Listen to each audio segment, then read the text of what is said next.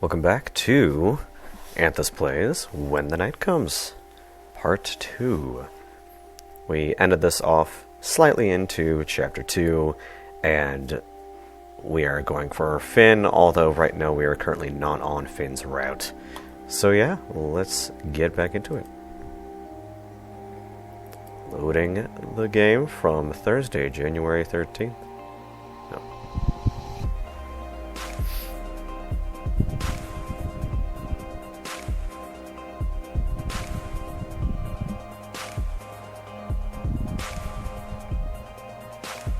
Yikes.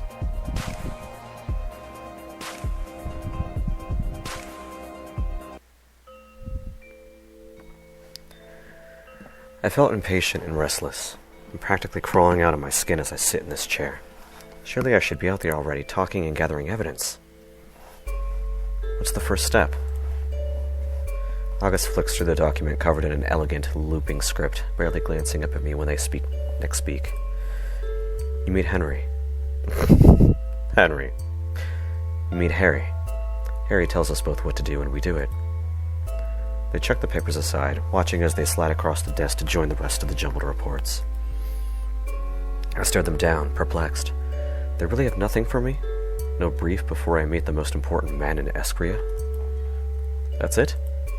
August shrugs, nods. That's it. I suspect Harry will be looking to take full advantage of your fresh, unbiased eyes. Everyone here is too close to this.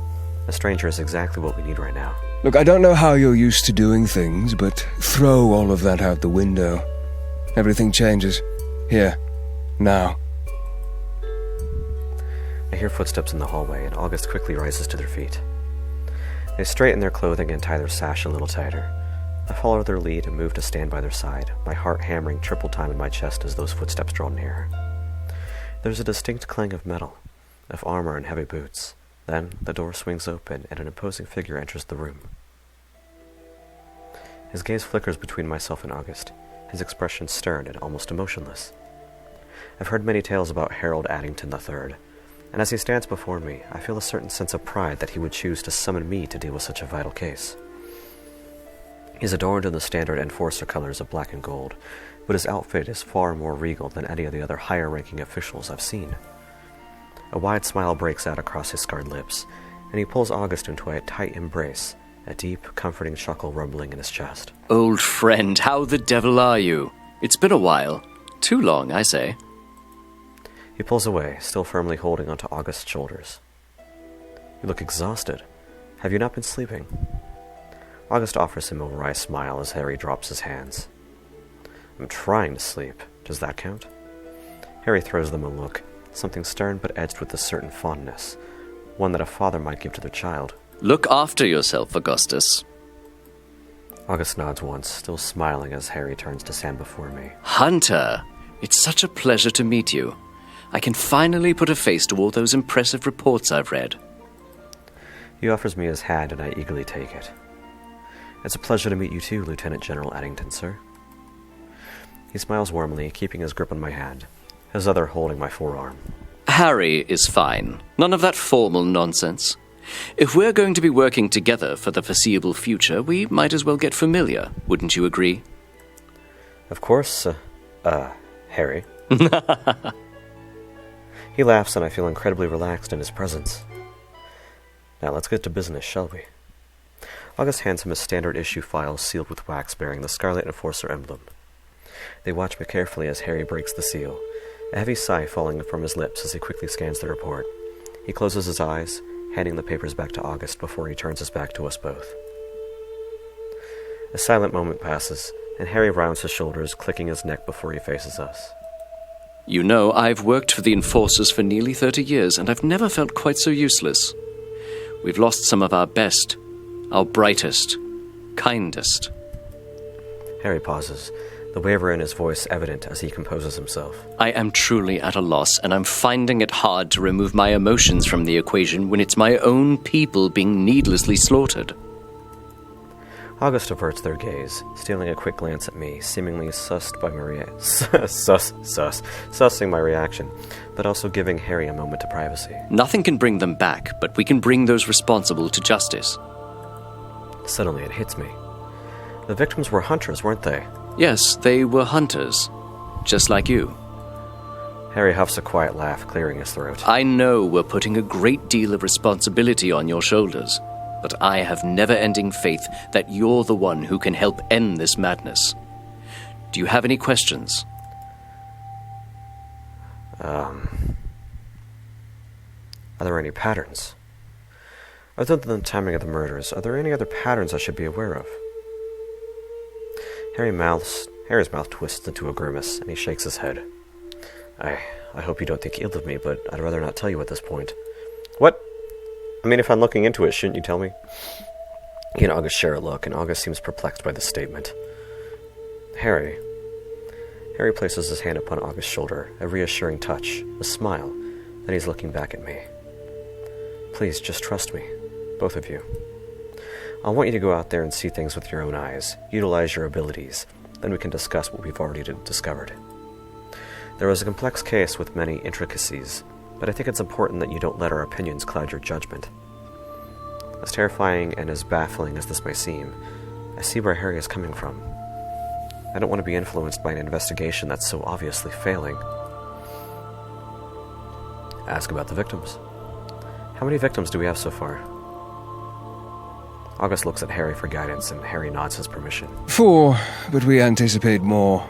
The victim has shown up every 7 days for the past month. Yes, with the most recent being 6 days ago, which is when I called for you. Enough is enough. We're due a body, if our calculations are correct. Harry clears his throat, twists the gold band on his finger. I'd like you to concentrate on the latest victim for now. Male, 46 years of age, a general. He was one of our best. We owe him this. I take a deep breath before I ask my next question, feeling immensely guilty before it even falls from my lips. Were all of them burned? I saw the ash and the charred ground. Each body has been burned very badly, yes, to the point where we cannot determine what wounds they sustained beforehand. Not even with magic? He shakes his head, exchanging a look with August, one I can't quite place. Not even with magic. So, where would you like me to start? I almost expect them to tell me to figure it out myself, but Harry surprises me. Well, the most obvious of places would be the Ibex. The what? A curious pair are the Woodridge twins. They've taken up residence in the old church in the middle of town. I'm sure you've seen it. That was a loud slurp of tea. I saw it all right. Big, imposing, and very obviously dilapidated. Yes, I did notice it. It's quite hard to miss, but I assumed it was empty with it being in such a state of disrepair. We can only dream that it becomes vacant, unfortunately. August clenches their fist, the faintest flicker of magic shimmering in their palm. They're a plague upon this town, spouting their drivel and preaching to the dumb and ignorant. They're idiots. Augustus. August takes a deep breath, their magic dissipating. Right. Sorry. Well, I'm not fond of them, if you couldn't already tell.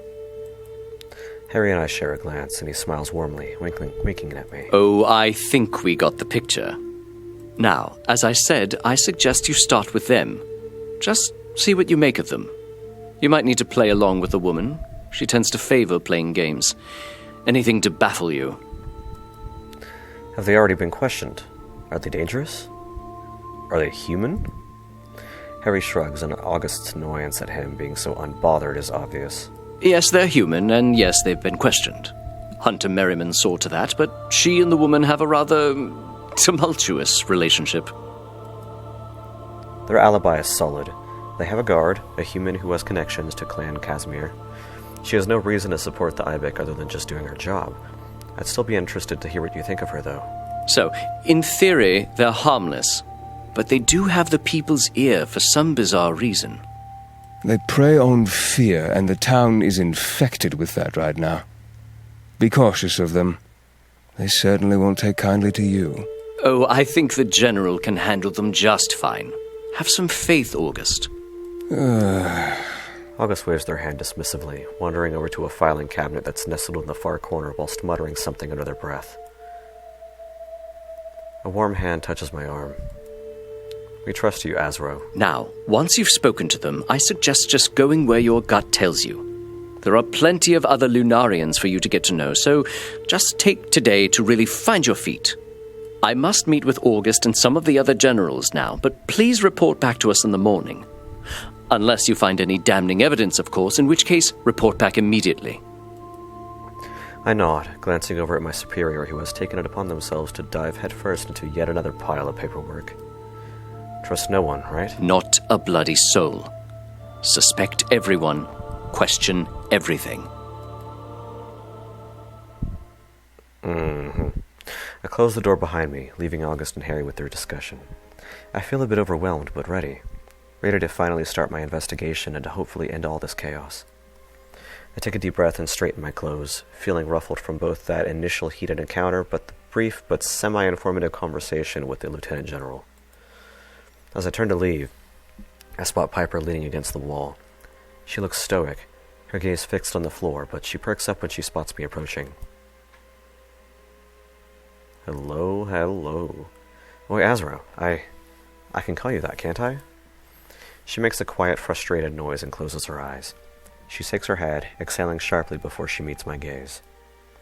Listen, I'm sorry you had to witness that exchange.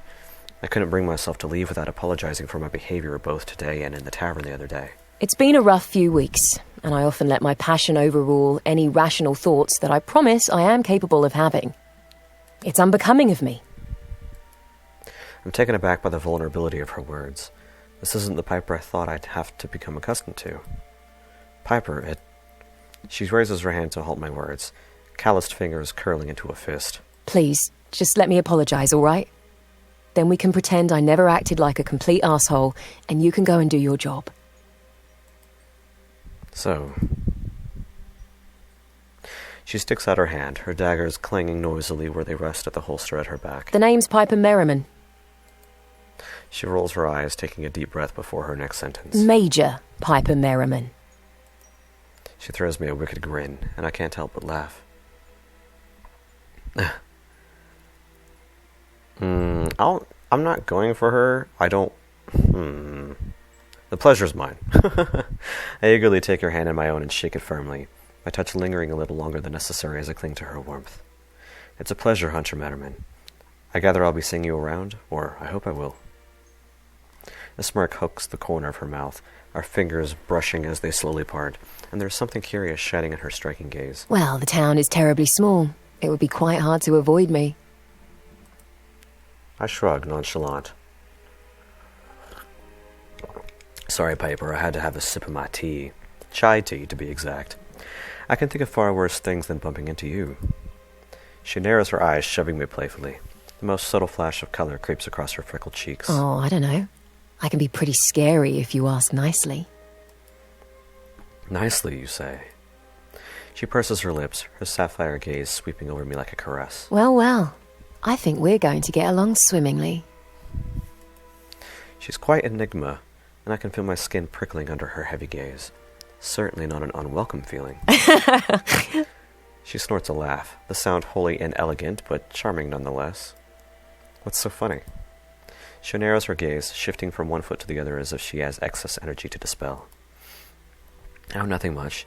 Just didn't expect you to be quite so... interesting, I suppose. I feign offense, and her answering laugh is magical. I'll just have to prove myself then, won't I? That you will. Piper glances at the clock before turning back to me with a roll of her eyes. I better get going. I have an inevitably worthless mission to get on with. People in this town are adept at mistaking common house cats for ghastly creatures. Must be something in the water. I should go too. Yes, of course. Now, off you go. Save Lunaris and all that. I'll see you around Azro. She turns on her heel and heads for the exit, pulling her chestnut hair up into a messy bun as she goes. I gather my wits, checking my supplies and weapons, adjusting my armor. It's time to begin. It's a strangely beautiful day in Lunaris, regardless of the biting cold. The sky is clear, and the cobbled streets are abuzz with the smiling faces of townsfolk strolling to the local market with empty baskets and full pockets. There's certainly a different vibe to the last time I walked the street. No panic, no haste. As I draw near to the center of the town, I see that imposing white building. Scarlet flags sway in the wind of the roof, but as I look closer, I can see that they're tattered and dirtied. The twins may very well be human, but the way my stomach drops and twists as I approach the weathered wooden door tells me that I might be shocked by what I'll find inside. I push open the heavy doors, and the sight that I met with snatches the breath from my lungs. This place is huge.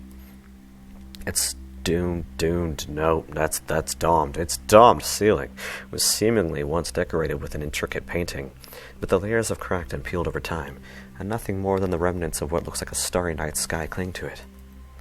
The furniture is caked with a thick layer of dust, and the pews are in disarray and covered with strange etchings that looks like they've been carved into a cheap wood with a blunt nail. There's a lot to take in, but I'm not here to scour this ruin for evidence. I'm here to talk to its inhabitants. The dread that's now firmly seated in the pit of my stomach churns violently, but it's something old, something that lingers. I anticipate that I might find a lot more than I'm bargaining for if I truly desire, but I need to focus. I need to find the Woodridge twins. As if by magic, 2 pairs of startlingly bright blue eyes emerge from the shadows near the destroyed pulpit. Hello, Hunter. We were expecting you. To say that they're unusual would be an understatement, and they're not at all what I expected. Start slow. I offer her a small, friendly smile, however forced it may be. Word travels fast in Lunaris. I'm Hunter Anthus. She narrows her eyes at me, suspicious for the briefest of moments before she's smiling unnervingly again. Despite her best effort at apparently trying to be cute, it's still terrifying. I'm Aurora, and this is my dear brother, Armorus. It's a pleasure to make your acquaintance, Hunter Anthus. I nod politely, not quite sure which of them I should be focusing my attention on. Armorus doesn't appear to enjoy talking, or maybe he's simply not permitted to. His overbearing sister is clearly the leader of the two. Then I will address Aurora. I study her steeled gaze, and she seems completely at ease. Aurora, can you tell me what you do here? Armorus looks relieved that I didn't focus my attention on him, his once stiff shoulders sagging. Aurora clears her throat, a delicate hand covering her mouth as she does so. Well, what exactly would you like to know? What is the ibex? I clear my throat, trying not to be distracted by their unnatural stillness. Can you explain to me what you do and why? They share a look, and Armorus nods once under his sister's ice-cold gaze. Our purpose is simple. We spread the word of the night, of those that are oppressed and murdered in cold blood. And who exactly are the oppressed? She giggles, the sound musical, but edging on maniacal. The creatures, of course. I look at Armorus, and he drops his gaze, color sweeping across his pale cheeks. Is my answer not satisfying, Hunter Anthus? Surely you know that the institution that you serve brings harm to innocence. That the creatures that you kill are nothing more than confused and lost, merely looking for salvation? I pause, carefully contemplating my response. My adult life has consisted of seeing bloodthirsty creatures trying to mindlessly murder innocent people, and in turn trying to kill me as I protect them. I see no desire for salvation in that. I appreciate that there are creatures who don't intend to harm anyone, even some that are kinder than most humans, but... I smile again and take a deep breath. But I cannot bring myself to understand how you can be so blindly to support the slaughter of your own people. Armorus frowns deeply, and I swear I see him shaking his head at me, but it's just subtle enough for his sister not to notice. Because humans are inferior and pathetic. We infest and corrupt the earth by dedicating our time and resources to ridding it of the only things that give our wretched species any hope. She inhales sharply, calming herself and brushing her hands over the front of her skirt. I give up. So, Hunter Anthus, to answer your question, we are here to protect the creatures just as you are here to destroy them. What do you know about the murders? I'm sure you're very aware of the recent murders in the area. Can you tell me anything that might be of use to my investigation? Aurora steals her gaze, unblinking, her fingers clasped tightly in front of her. We saw nothing, and we have an alibi. I look at Armorus, startled that he actually spoke. His voice is strangely soft and comforting. Regardless, his words sound practiced and rehearsed. He looks nervous, like he'd rather be anywhere else but here, and his eyes keep darting to the door behind me. Nothing at all? You're stationed right beside the graveyard where the last hunter's body was discovered. You're telling me you didn't hear a thing. He was brutally murdered, set all right, and burned to ash, yet he didn't scream or call for help. Aurora's lips curl at the corner, her eyes turning dark. My brother speaks the truth, Hunter Anthus. Question us all you like, but we've been through this with your insufferable predecessor. Just like Harry said, I apparently have an ironclad alibi, but my suspicion does not waver. I nod once, noticing Amrus' gaze burning into me, and though I cannot gauge his feeling, my gut tells me he has something to say. Something he wouldn't dare to with his sister by his side. Like he's scared. I'm starting to feel like Harry sent me here just to unnerve me. Surely he knew this is what I would be faced with. I still have little to nothing to work with here, and as the twins continue to stare me down, I think about his parting words. Suspect everyone. Question everything. You truly have nothing else to say regarding the situation? Aurora stands firm, her lips curling into that wolfish grin once more. Not a thing. It was ever so wonderful to make your acquaintance, though. Truly. Do stop by again. Our doors are open to everyone. We're more than happy to accommodate you should your agency need to question us a third time. Amrus gives me a look again, and I wonder if it would be possible to somehow get him alone. I have a feeling I'd get a lot more out of him than I have from her. Thank you, Aurora. Amrus. On my way out, I see a small, neatly wrapped package sitting on the doorstep. I bend down to check the label, and written on it in elegant script are the words, Seshewa, an Amrus name paired with a small heart. I may not know what it means, but I know a demonic language when I see one. Just as I suspected, there might be a lot more to Amrus Woodridge than meets the eye.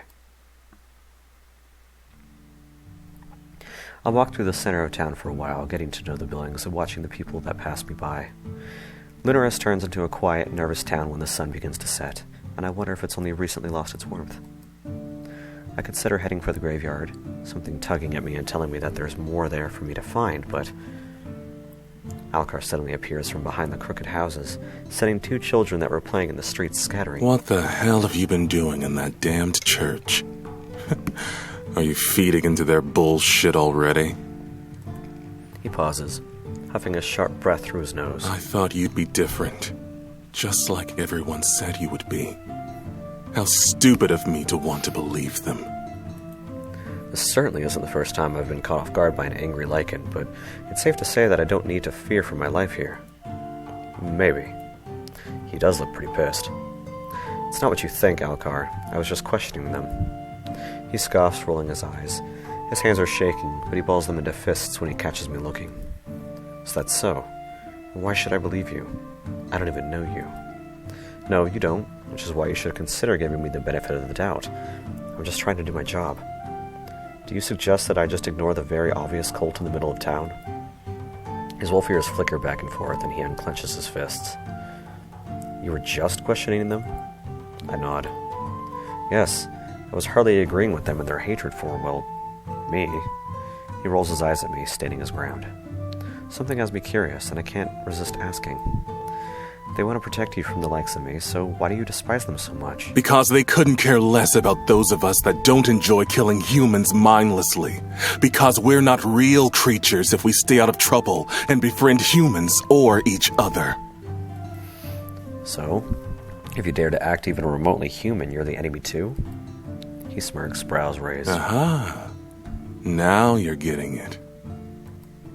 Alcar is apparently defensive to a fault, but I sense that under the surface he's probably just scared. Maybe even a little lonely. It must be hard to be feared like that when you've done nothing wrong. At least, I don't think he has. He is kind of a bastard. Are you following me? Alcar, were you following me? He bristles, frowning deeply. Don't flatter yourself. I can just smell the twins a mile away. I just like to keep an eye on things. Especially them. And especially strange new hunters who appear out of nowhere. Then proceed to hang out with those creeps. Well, cross my heart and hope to die. My visit was innocent. I would be careful making that statement here. Someone might take you up on it. I laugh, but he's probably right. So, you just happen to conveniently be hiding in an alley to jump out on me then? Something like that, yeah. Oh, hang on. I froze. A moment passes and Alcar restlessly shifts from one foot to the other. He doesn't seem incredibly satisfied with my answer about questioning the twins, but I can't really do much more to convince him. Nor do I care to right now. So, where are you heading now? Do you live nearby? He narrows his eyes at me, clearly contemplating if he wants to divulge such information. Why?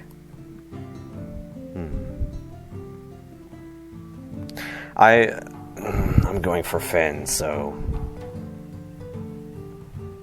I'm just curious.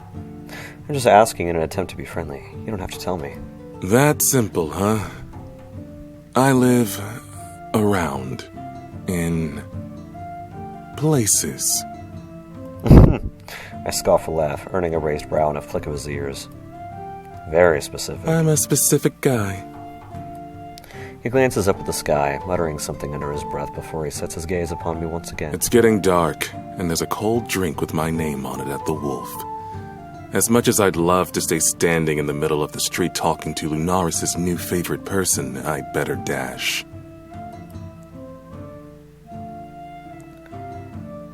Ooh, mama. He turns as if he's about to leave, but he pauses, pointing at the Ibex. The building looms over the town, and it appears even more unsettling now that I know who resides in there. Stay away from them. You might think you're safe because they're human, but words can do just as much harm as knives or claws in this town.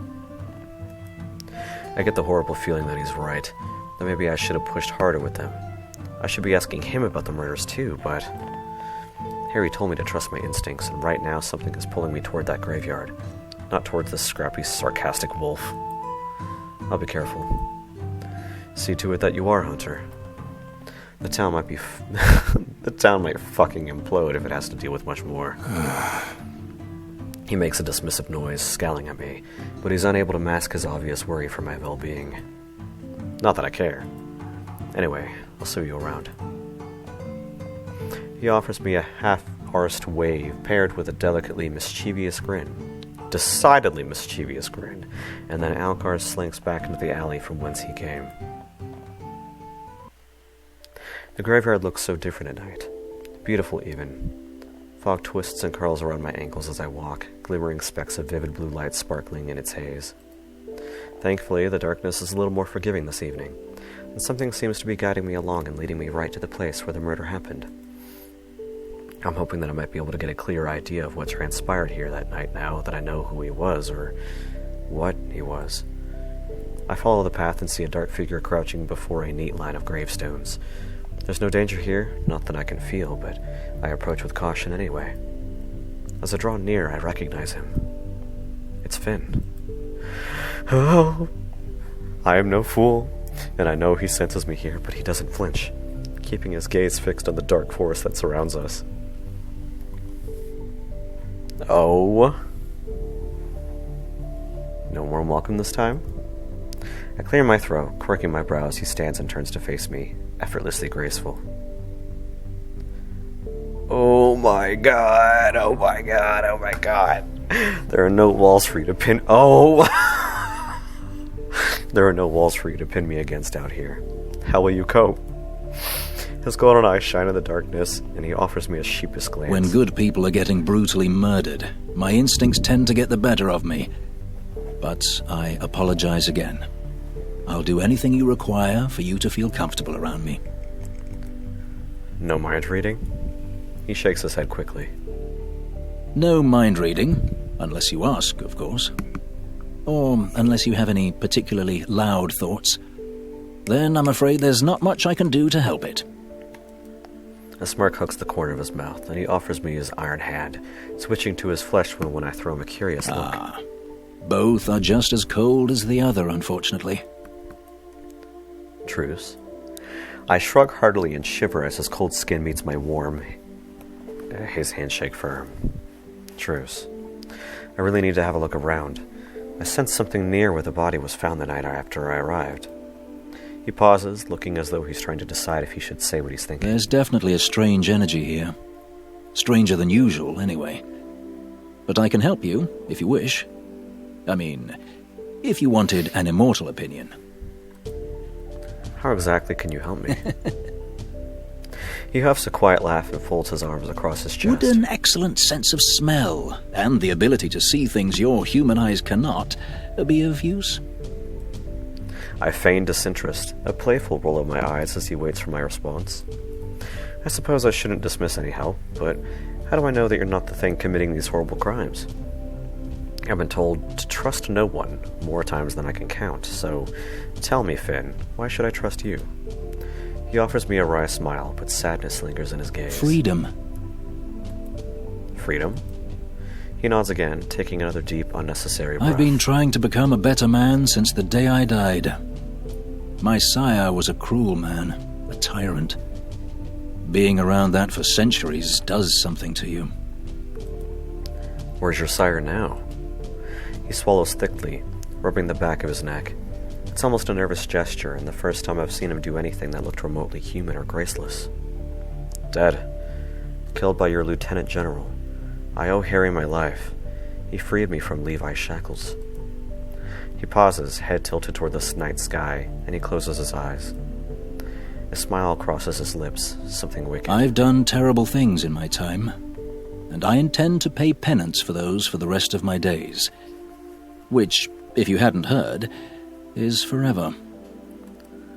There are so many things I long to ask him.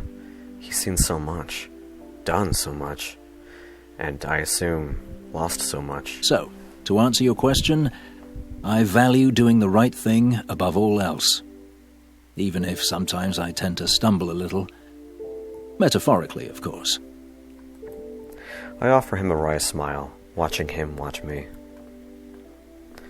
I'd like to spend time with you. I'd be lying if I said that I'm not curious to get to know him a little better. Spending some time with you wouldn't be so terrible, I suppose. Oh my god, that's giving me Read 900 vibes.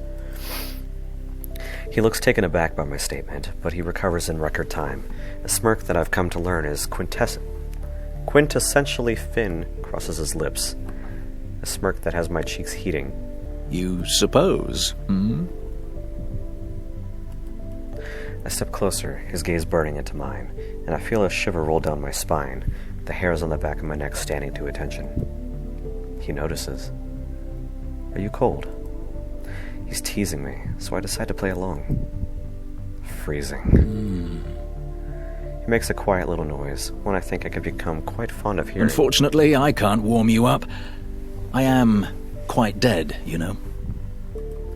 I raise my brow at him, unable to stop the smile that spreads across my lips. Really? I didn't notice. The fangs and deathly pale skin are ever so subtle. He pokes the point of one of his fangs with the tip of his tongue before he speaks. I find myself watching the movement quite intently.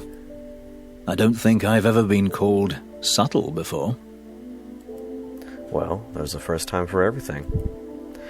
He narrows his gaze, apparently contemplating his next sentence quite carefully. You're different, aren't you? I like different. I clear my throat, snapping myself out of this little daze I appear to have lulled myself into. We should.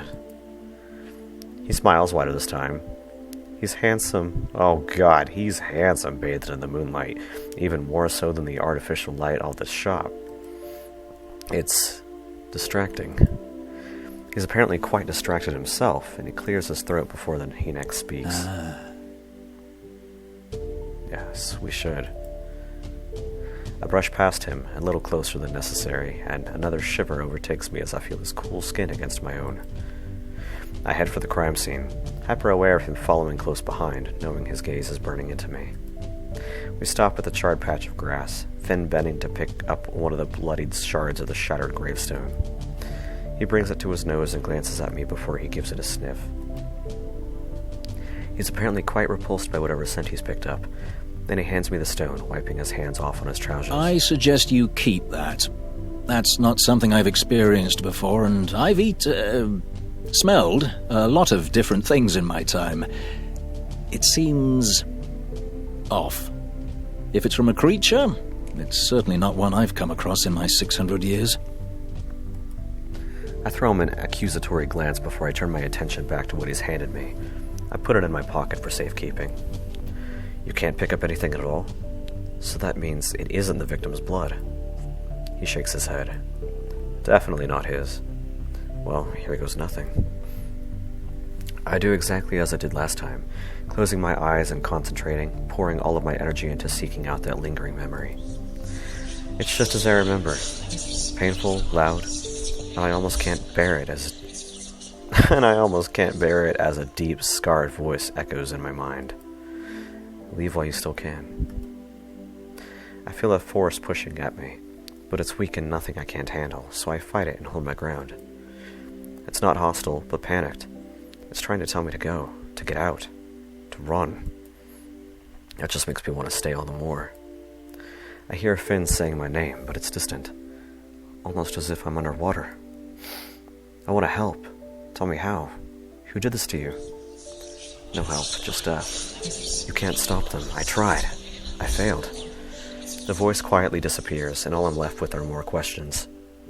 I open my eyes to find Finn crouched before me, his eyes wide, concern etched on his handsome face. Are you okay?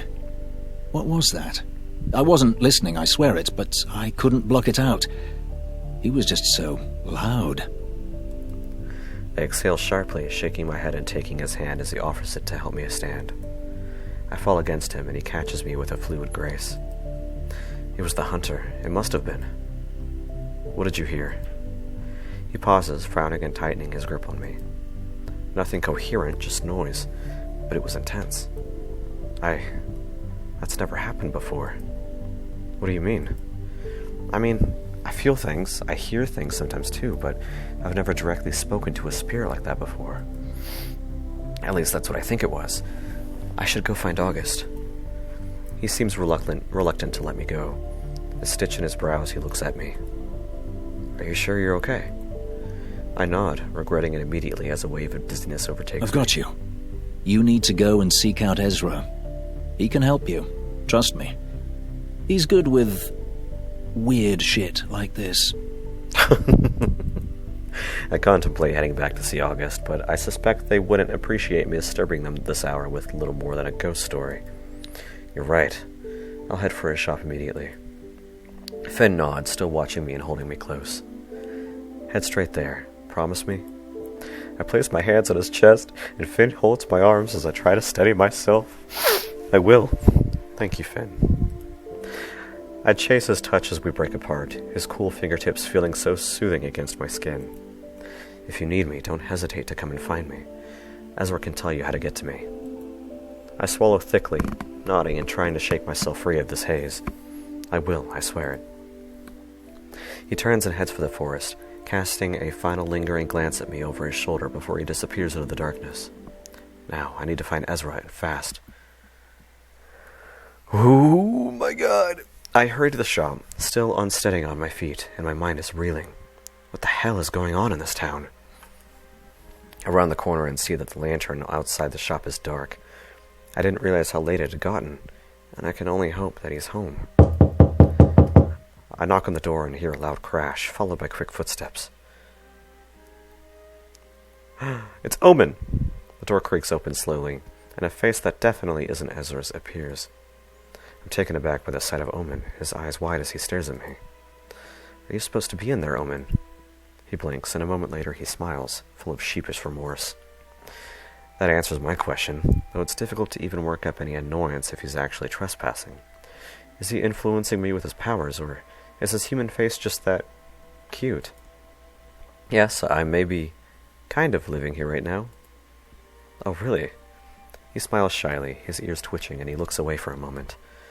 Is Ezra here?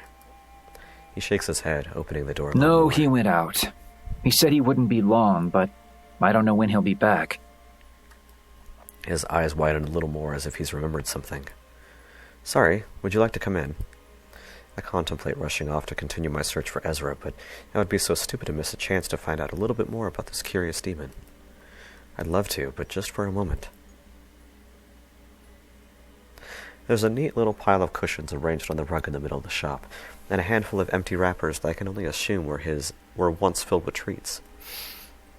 Omen rushes to pick them up and scrunches them into a ball as if he's trying to get rid of evidence. His tail sways mindlessly as he sticks them in a small bin hidden behind the counter. He seems oddly at home here, so I assume he's telling the truth about staying here often. You look exhausted. Have you been busy today? I laugh quietly, rubbing my temple, my head continuing to thrum. Very busy, yes. He nods, picking up a lightly glowing blue crystal that sits on one of the displays. He fiddles with it nervously. Can I ask you a few questions? I suppose, yes. I might not be able to answer much, though. Why? He grunts. I try to stay out of things around here. The humans don't like me very much. Because you're a demon? His mouth twists into something that looks like it's trying and very much failing to be a smile. Something like that. I suppose that's fair. It's not every day you see a demon like him walking down the street even these days. He's well glamoured, but he's still quite obviously inhuman. In a town like this, especially one so small, I imagine he's quite an unnerving presence. And that isn't even taking into consideration what the murders and unanswered mysteries might have done to the townsfolk nerves. Ask about the murders. Do you know much about the recent murders? Omen passively looks out the window, a sad look crossing his face. I know that the humans are upset, and that the ones who were killed were hunters. Ezra is tired all the time, and Finn visits him less. Alcar is distant. He sighs, a knot forming between his brows. Everything is so different lately. I don't like it. He's so cute. His eyes light up as he turns to look at me. But now you're here. A solution. A fresh start. Eventually, Omen shrugs. The wind changes, perhaps towards shore this time. He smiles at me, full of optimism and faith. His trust is almost sweet, but I can't in good conscience lie to him. I hope so, Omen, but it might take me a little while. Right, yes, I understand that. Ask about himself. I don't know much about you. Where are you from, and how long have you been here in Lunaris? His eyes widened, his pupils dilating, and I see the slightest hint of crimson flickering in chestnut brown. I've been here about 2 years. Time passes differently here for me, so it's hard to know for sure. You'd have to ask Ezra. He'd know. I don't miss the way he so tactfully ignored my question about his origins, but decide not to press him if he's giving me something. Yet. How did you meet Ezra? He lights up at that question. I met him the day I arrived in Lunaris. He was the first person I saw, and he took me in without question when I was in need of shelter. Ezra is very kind, isn't he? He nods enthusiastically. He is quite wonderful. Everyone thinks so. Well? He fidgets, dropping his gaze to his hands, fingers toying with the blue crystal again. The General, August, they don't like him very much, and that makes Ezra sad. Do you know why? He shakes his head, biting his lip. No, I didn't want to ask, but Finn says they've known each other a very long time. Ezra has been very, very kind to me. I don't want to pry, not about things that might hurt to say, or to hear. I nod slowly. It's hard to argue with that, I suppose. He fidgets where he stands, his eyes flickering to the curtain that hides Ezra's living area. Can I show you something? Of course you can. One moment. He dashes through the curtain that separates the front of the shop with the back, reappearing within seconds clutching a weathered notebook. Here, I keep notes on things I find interesting, mostly humans, but also Finn, Alcar, Ezra. He trails off, looking wistful. I thought maybe this could help you. If you need to know stuff about certain people, I might have something here. Can I borrow it? Owen opens the front cover, running a finger over the words. The pages are full to the brim with barely legible notes, all seemingly written quite hastily. Most of it isn't even a language I understand. Would I be able to borrow it? He tenses, his cheeks turning bright red as he closes it and holds it tight to his chest. I'd like to keep it if that's okay. Though I'm happy to show you if you'd like. My fingers twitch at the thought of what observations he might have made, but I daren't startle him by insisting. He seems skittish still, just like the first time we met. Maybe another time. Of course. I feel a sudden twang of pain in my temple again. The sensation is unpleasant and it burns. Azra, are you okay? Omen rushes to my side, the notebook forgotten upon the counter. He reaches for me, but he's hesitant. I can feel an impossible warmth radiating off his palm, but he withdraws his hand before he touches me. I'm fine, I really need to find Ezra. Do you have any idea where he could be? I don't know for sure, but he usually goes to the market or the tavern. Maybe even the catacombs. The catacombs? He nods, leaning closer. Yes, that's where the vampires are. He presses his finger to his lips, a human gesture that looks out of place, like he's been practicing it. I would try the tavern first, though. He did mention he needed a drink. He likes to drink a lot of wine after a busy day. Thank you so much, Omen. I'd better hurry. I bid him a quick farewell and head back out into the darkness. I relate, Ezra, I relate. I push my way into the tavern, scanning every table for that shock of white hair, and much to my relief, I see the friendly face I'm looking for. He's noticed me already, his hand raised as he beckons me over to where he sits alone in a cozy spot in the corner. His smile is as bright and as wide as I remember, and I take a seat opposite him. It's good to see you. I hope the town hasn't scared you off yet. I raise an accusatory eyebrow at him, earning a laugh. Well, even if I was scared off, I can't really go anywhere, can I? Ezra smiles softly, but he seems restless. I suppose not. What's no. that like? Being bound to do whatever you're told. By your duty. It's lonely. I contemplate his question for a moment, wondering exactly how honest I should be. Well, it's quite lonely, especially when you're torn from your previous post and dropped into a weird town full of strangers. And murders, don't forget those. He winks, a sparkle in his eyes. And murders, I'm sorry yes. you have to endure that. Loneliness is a terrible thing, but you shall be lonely no more. We've got you now. We're here for you. He sits a little straighter, determined. We? He rolls his eyes playfully with a hand placed over You his heart. wound me. Yes, we. Myself and Finn and Piper and, well, maybe even August, if you're lucky. My heart. I laugh as Ezra grimaces at that You have thought. people here. Some might be undead or just plain stubborn, but you have us.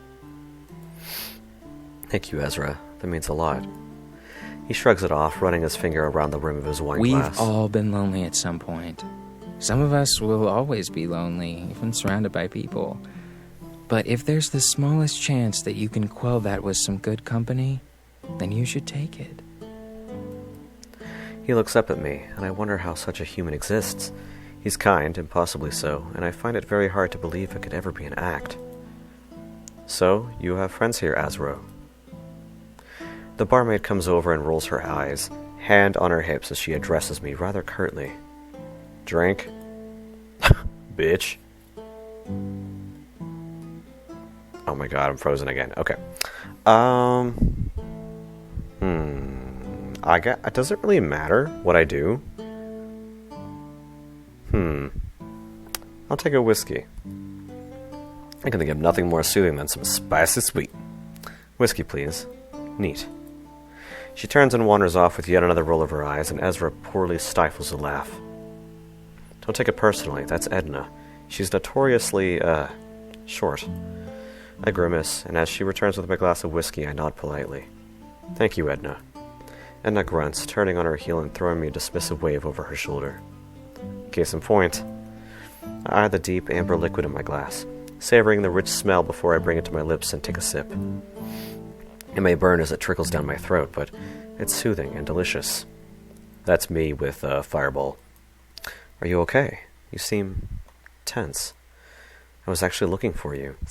I need to tell you something, but I need you to promise me that you won't think I'm You're crazy. talking to someone who lives in Lunaris. Try me. I take a deep breath and edge closer, checking no one else is listening. I visited the graveyard after I left your shop yesterday to see the crime scene. I tried to get a feel for what happened there that night. Ezra leans in, his eyes wide. And? I didn't really get much other than an overwhelming sense of loss, which is, well, quite normal considering the circumstances. People tend to feel such emotions when they're dying. But tonight I went back. Finn was there too, and I felt something different. Different how, exactly? I have to laugh, knowing how ridiculous this sounds. I heard him. The hunter, the one who died. He spoke to me. Ezra's gaze darts around the tavern, and he sits back in his chair, running a hand through his hair.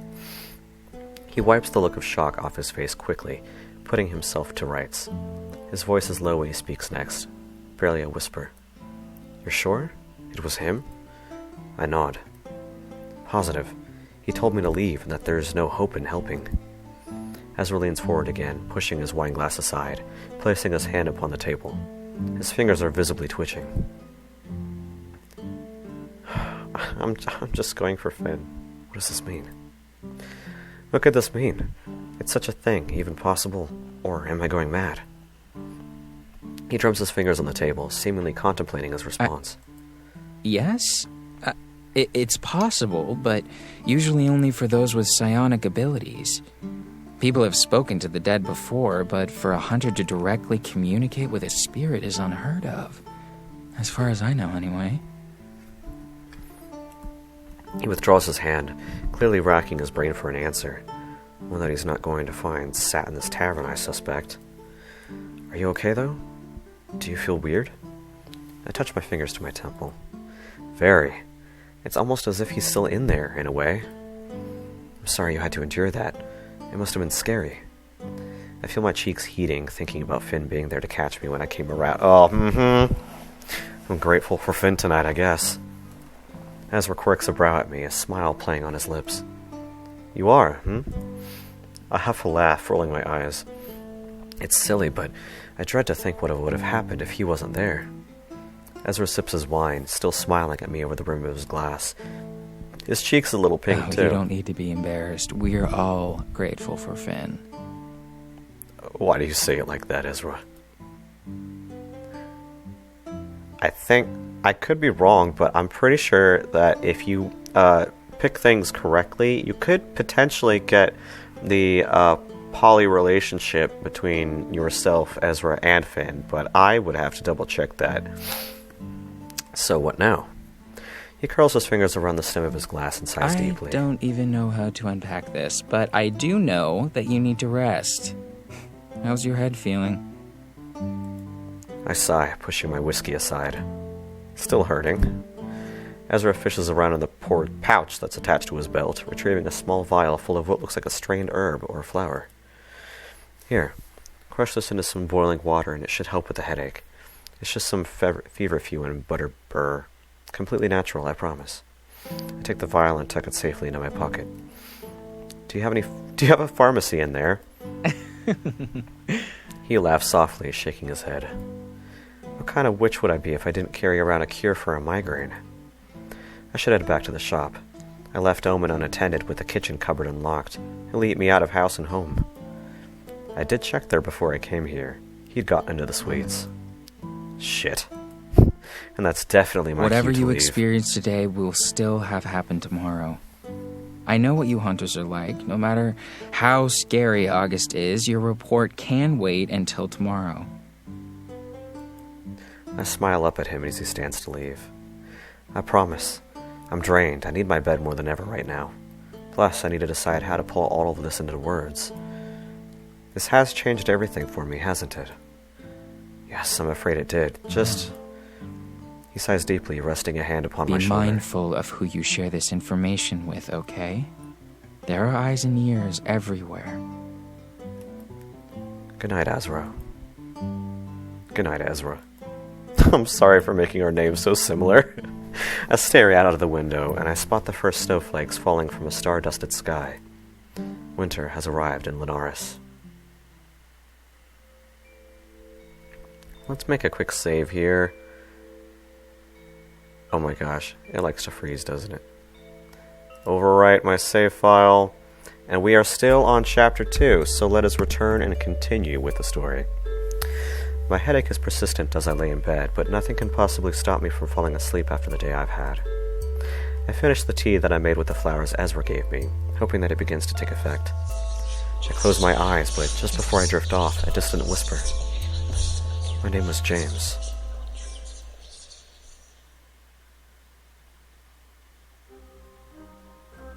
Oh. Is it now? Lunar? That doesn't say a chapter name. Okay, we'll keep going. I put my eyes to the incessant sound of fists banging on my door. My head is still pounding, a fuzzy haze settling over me as I drag myself from the relative comfort of my bed and attempt to ignore the ache that has made itself a home behind my eyeballs.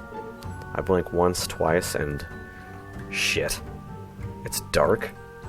Surely I slept for more than a few hours. You better hope you're dead in a bloody pit somewhere. Oh, August, no. Fuck. Hunter Anthus, if you don't open this door in the next 5 seconds, then you'll have to pay for a new one. I grimace, thinking that might actually be the preferred option right now.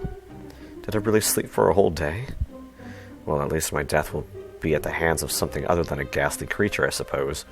Small victories. I look out of the window, and it's most definitely past sundown.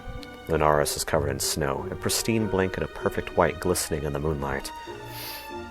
There are more people in the street than I've seen the whole time I've been in Linares, and they're hanging brightly colored bunting from between the crooked little houses. I have things to do.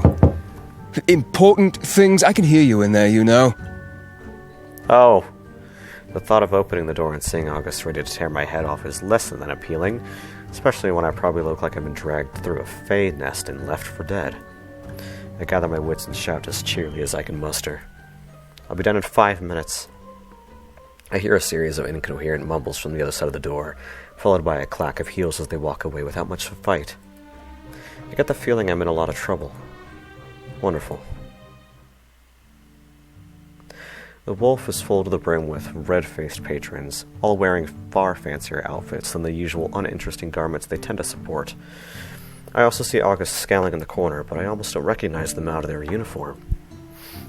They spot me, and I can almost feel my blood freezing as that ice-cold gaze fixes upon me. We thought you were missing. I almost had a search party sent out for you. I love that shirt on you. Oh, Sorry I overslept. I really am sorry, General. I overslept. I promise I won't make it a habit. I don't have time for excuses. You missed your chance to brief us when you didn't show for our meeting this morning. Oh god, I'm frozen again. Oh god.